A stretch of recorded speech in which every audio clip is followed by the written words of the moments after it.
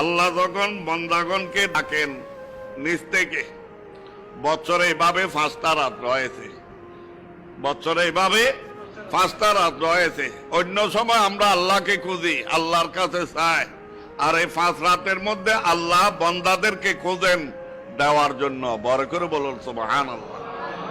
এই ধরনের রাতসমূহের মধ্যে একটা রাত হলো রজবের প্রথম রাত, আর একটা রাত হলো আসন্ন রাত, অর্থাৎ 14 দিবাগত 15 রাত। দুইটা হলো 2 ঈদের রাত, অর্থাৎ রমজানুল মোবারকের সান রাত যেটা বলা হয়, ঈদ উল ফিতরের রাত।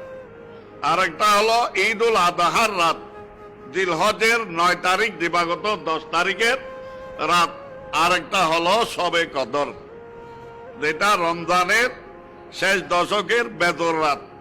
এই মোট 5 রাতে আল্লাহ জাল্লা শানুহু আপন দয়ায় বন্দাগণকে, আল্লাহ কেমন দয়ালু, বন্দাগণকে ক্ষমা করার জন্য, নিজ থেকে দয়া করার জন্য বিশেষ বিশেষ কিছু সময়, কিছু রাত, কিছু ওয়াক্তকে আল্লাহ নির্ধারণ করে দিয়েছেন। বড় করে বলুন সুবহানাল্লাহ।